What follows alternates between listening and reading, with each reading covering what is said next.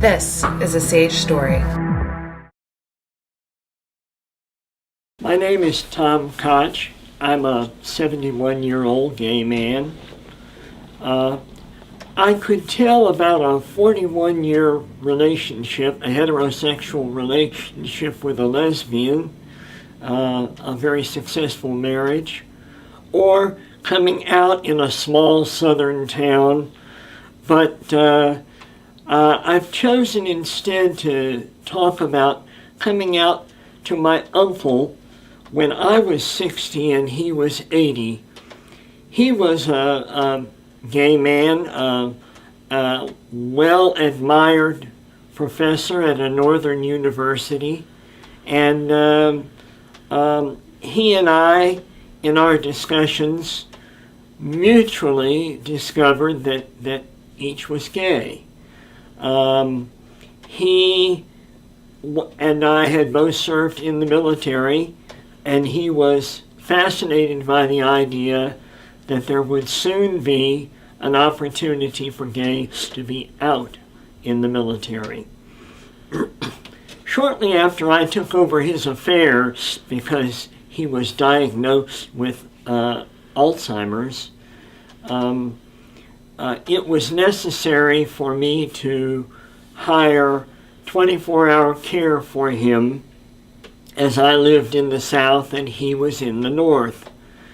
The caretakers or caregivers that we had were told that he was gay and that I was gay, and for the first 8 years there was never any problem. The first two were very young. The third was a middle-aged woman who said she didn't understand our ways, but she was not going to try to condemn us for them. But then, during the last 2 years that he stayed in that place, a caretaker came in who was really just not a good caregiver. She was not taking care of his diet, his physical needs, or, unfortunately, his emotional needs. She sat him down in front of a television with a fundamentalist religious channel playing. Now, my uncle was a believer, but he was not, should not have been subjected to the condemnation that was daily spewed at him. We found out about this from friends who had visited the home and seen what was going on. And so I went to check things out and took with me a young nurse who was a friend, and a male nurse, and also gay.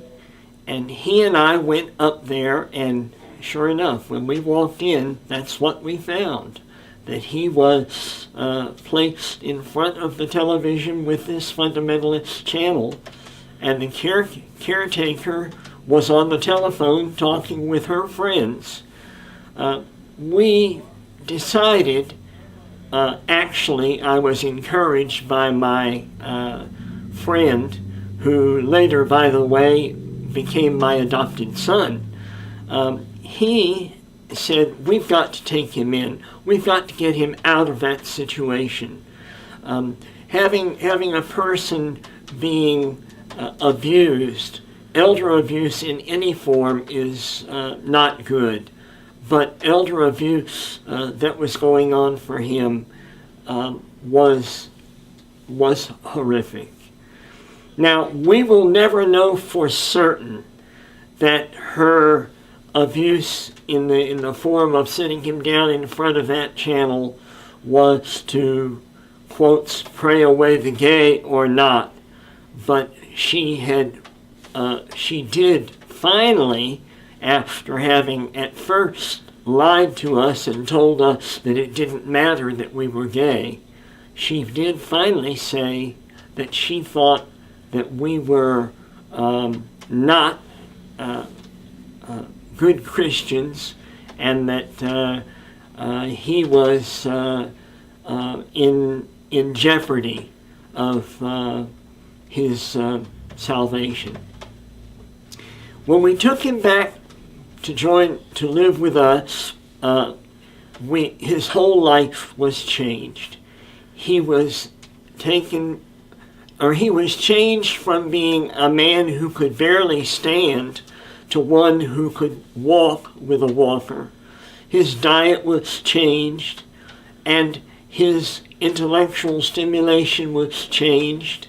He was able to watch television shows on science and comedy, and even better than that, he had a family. He had people who loved him and would care about him. So that the last 3 years of his life were very positive, very loving, and he died here in Raleigh with us in our home. I had promised that he would never have to go to a nursing home if at all possible, and I was able to keep that promise for him. His life was spiraling down, and once he got the love of a family, his life was better. And he lived and died in this happy family. And I would hope that others would take to heart the opportunity to take care of their elders and see to it that their elder friends are taken care of in a better way. Share your story at sageusa.org/Sage Story.